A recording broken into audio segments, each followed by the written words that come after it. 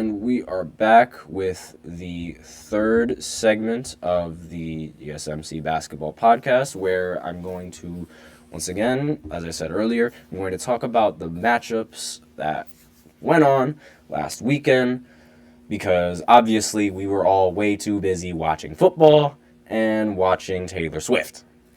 So without further ado, let's go right ahead. I mentioned Denver being a team that needed to worry.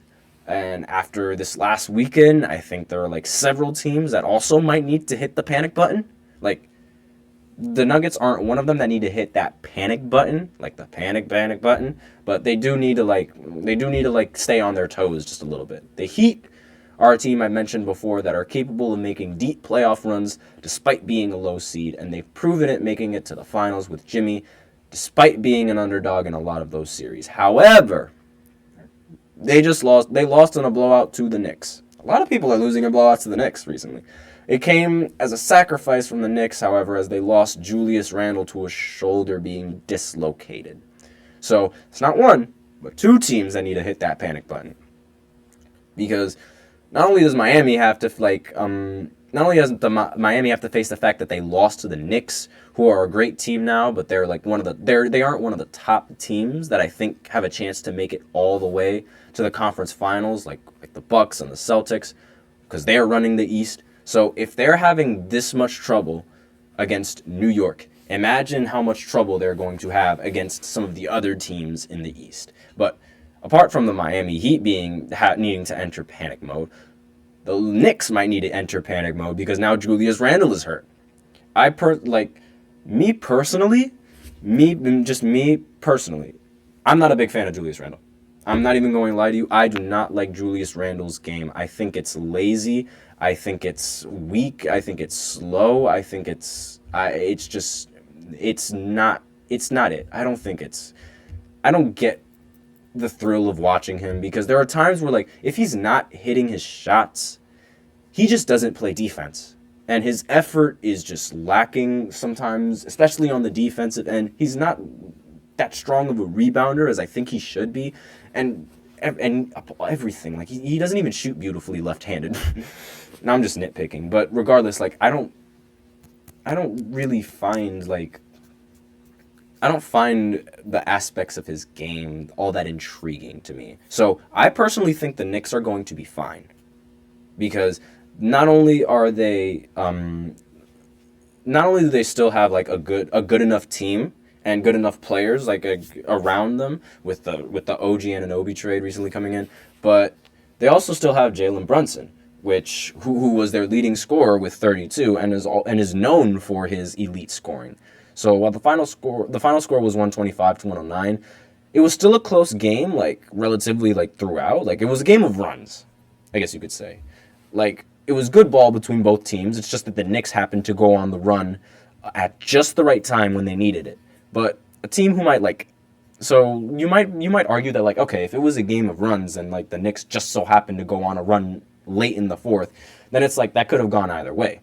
So I'll give it that. Maybe they don't need to panic that much, but a team that definitely should panic right now is the Boston Celtics. The Boston Celtics, they recently matched up against the Clippers while at home in Boston, and they ended up losing in a blowout. This was the second team that was able to beat the Boston Celtics in their home court. Both of them were Western Conference teams. Now, obviously, I like to have a streak alive, and I know that keeping a streak is very difficult, but it's also been proven to be difficult for teams to win in that stadium because you have a streak. So it should sort of, to me, it kind of cancels out, kind of. Tatum ended with 21 and 11, but Brown ended with 8 and 3 of 13. Drew wasn't much better either, going 2 for 11 for 7 points. There was no Kristaps this game, but let's be real, with the production that Jaylen Brown and Drew Holiday were giving, they were probably not going to win with Kristaps anyway. The only reason why the score isn't worse than what it already is because the Celtics went on a little run in garbage time in the fourth quarter, where they went and scored 36 points. And they were still losing by so many points. So this Clippers team, like, it could really be a problem. I'm very tempted to say that they could end up winning the whole thing, but I cannot trust that team in the postseason enough to say that. I don't know what it is. I just think, like, I can't trust them. But I do think that these are their best chances right now.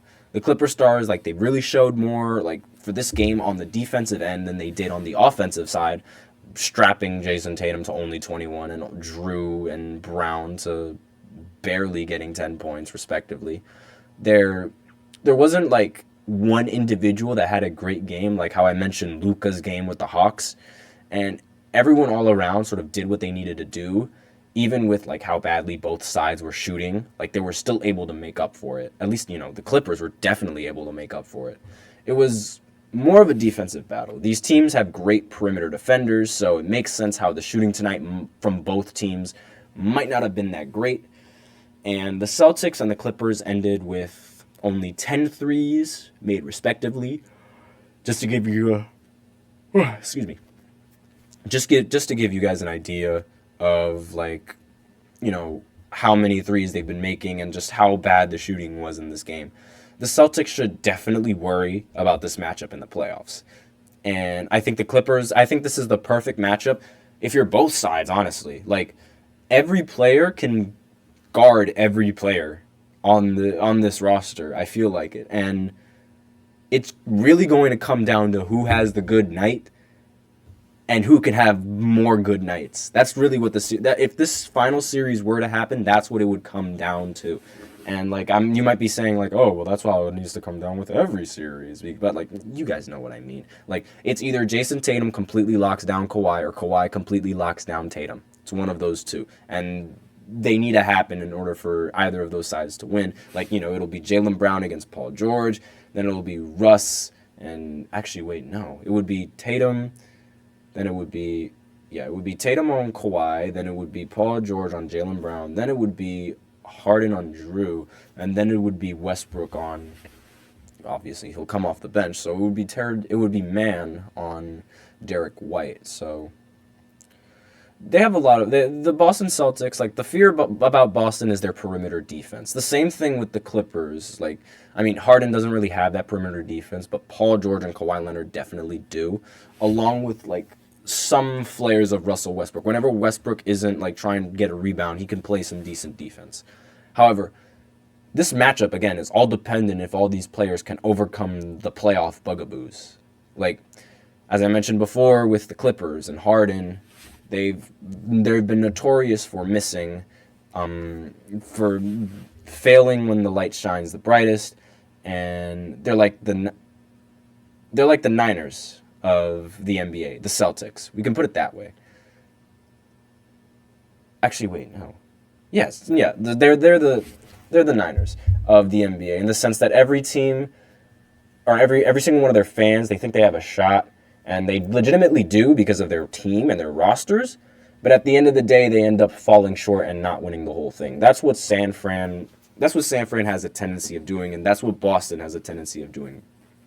And the same thing kind of applies with the Clippers, other than, like, the Clippers not necessarily always having a good roster. But when they do, they always end up falling short.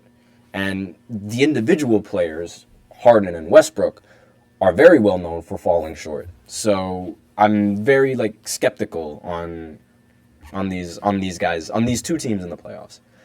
Similar to how the Niners haven't, like, won a Super Bowl in the 90s, but are still, like, good enough to have rosters and compete. The Celtics saw a championship in 2008, but other than that, they haven't seen one since the 80s. So, like, obviously, 2008, it's pretty recent ago, but it's not that recent ago. Like, I can't help but notice the pattern between, like, those two teams constantly, like, not being able to meet the moment. And even though they have a lot of trophies, like, to their name, like, it's crazy to me. In other news last night, the Pistons were able to beat the Thunder in a 120-104 win. Without Cade Cunningham, they were able to beat one of three teams with the most wins in the Western Conference. Jalen Duren was their leading scorer with 22 points along with 21 rebounds. Shai, once again, put up 30, but wasn't as efficient shooting the ball this night as he usually has been. Jalen Williams also showed up with 20 points, but other than that, offensively, there was nothing going for OKC.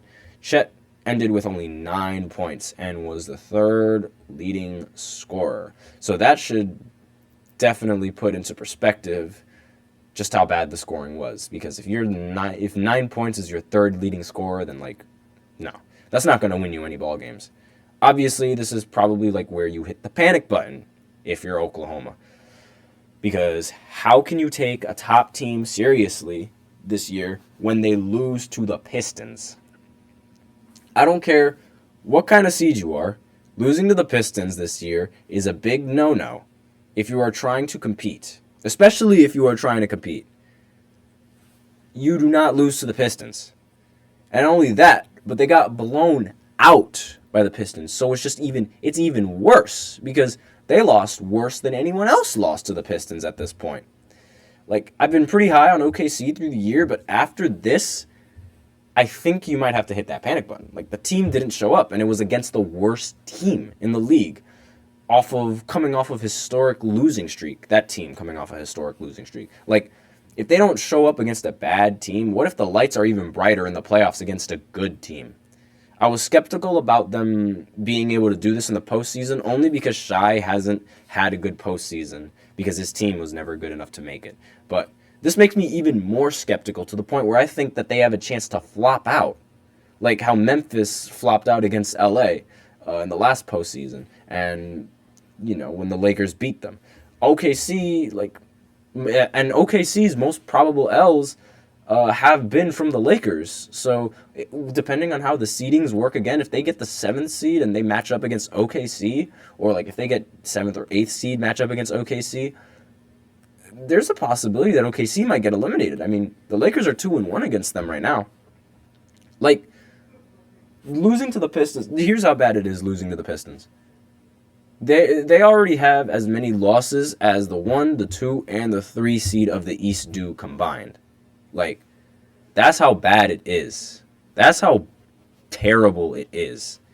Minnesota lost to another bad team as well. This time it was the San Antonio Spurs. Ant finished the game with 32 and 12. Cat ended with 19, along with Rudy Gobert also getting 19. It wasn't enough for Victor, who had 23 and 10, along with Devin Vassell, who had 25. Neither side played relatively bad. The Wolves shot over 50 from 3, so it's not like it was really a bad game between these guys. And they lost. The Wolves lost by only 1 point. It's just clear that the production from Cat is one that it's not what we expected from him. And it's what costed them this game. If Karl Anthony Towns has a little bit more on offensively, then they win this game. And not only that, if he would have hit that shot, that step back 3 towards the end, then they would have won this game. But again, if he would have had the night where he averages usual productions, then this would have been an easy win. No questions asked. They were really close to winning in the end, but they ended up giving up a foul, and that resulted in a free throw. So obviously, they ended up making 1 of 2, but they ended up missing the other one. And then the Timberwolves came down the court, and then they ended up missing. They really, obviously, now, if you're the Wolves, I definitely hit that panic button because they've been another team that I've been hyping as well. And they've sort of taken that same route as OKC, where they lose to a really bad team. They recently lost to the Hornets, and now they're losing to the Spurs. Victor being the only bright spot on the team right now, this should have been easy for the Wolves. They have this matchup Gobert to deal. They have the great matchup in Gobert to deal with him. If they can't meet the moment against bad teams, how do I know that they'll do it against the good ones when the lights shine the brightest and it matters most? They also have the Wolves also have playoff bugaboos. I remember the last time that they were in the playoffs when they were going up against Memphis. The T-Wolves ended up blowing 2 20-point leads in the same game, and they ended up losing.